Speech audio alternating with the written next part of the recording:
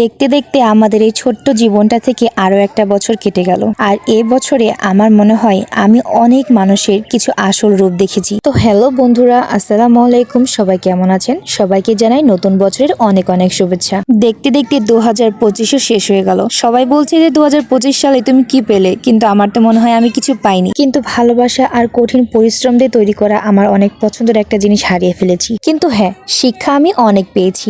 সহজে অন্য কাউকে বিশ্বাস করে নিজের মনের কথা বলতে নেই, এই শিক্ষাটা হচ্ছে সব থেকে বড় শিক্ষা। 2025 সাল শেষ হয়ে গেলেও কিন্তু আমাকে অনেক বড় একটা শিক্ষা দিয়েছি। অন্ধ হয়ে কাউকে বিশ্বাস করাটা একদমই ঠিক না, যেটা আমি এই বছরে অনেক ভুল করেছি। কিন্তু 2026 সালে আমি এইরকম ভুল আর করতে চাই না। আর আজকে আমি কি করছি বলেন তো? আজকে আমি এই বছরের শেষ পিঠা বানাচ্ছি। আর আজকের এই কুয়াশা ভরা ঠান্ডা দিনে আমি দুই ধরনের পিঠা বানিয়েছি। আর সেটা হচ্ছে একটা ভাপা পিঠা আর একটা হচ্ছে আন্ধসা পিঠা। আর আরো একটি বিষয় আপনারা জানেন কি, আজকে কিন্তু 31শে ডিসেম্বর। আর আজকে সকাল 6টার সময়তে রাজশাহীতে যে পরিমাণে ঠান্ডা পড়েছে, এটা ছিল রাজশাহীতে এখন পর্যন্ত সর্বনিম্ন তাপমাত্রা। আর এত ঠান্ডার ভিতরে সকাল সকাল গরম গরম ভাপা পিঠা পেলে কি আর কোনো কিছুর দিকে তাকাতে বা খেতে ইচ্ছা করে? আর যেহেতু আমাকে নিজে হাতে সবকিছু করতে হবে, এর জন্য সকাল থেকে আমি রেডি হয়ে গেছি। একবার ভাপা পিঠা বানালাম, তারপরে আবার আন্ধসা পিঠা বানালাম। এই তো ভাপা পিঠা বানানোর জন্য গুড় কেটে নিয়ে এসেছি, আটাগুলো সুন্দর করে খুব মেখে নিয়েছি। আর আজকের দিনটা ছিল বছরের শেষ দিন। আমাদের এলাকার অনেকেই সব জায়গাতে পিকনিক করতেছে, বাট আজকে আমার মনটা একদমই ভালো ছিল না। এর জন্য আমার অন্য কোথাও পিকনিক করার কোনো ইচ্ছা ছিল না। এর জন্য নিজের বাসাতেই যা ইচ্ছা হয়েছে তাই বানিয়ে খেয়েছি। আর রাজশাহীতে যে পরিমাণে শীত পড়েছে, গত 3 দিন ধরে সূর্যের আলো দেখা যায়নি, মানে এত পরিমাণের কুয়াশাতে ঢাকা ছিল আবহাওয়াটা। 2025 সালটার বছরে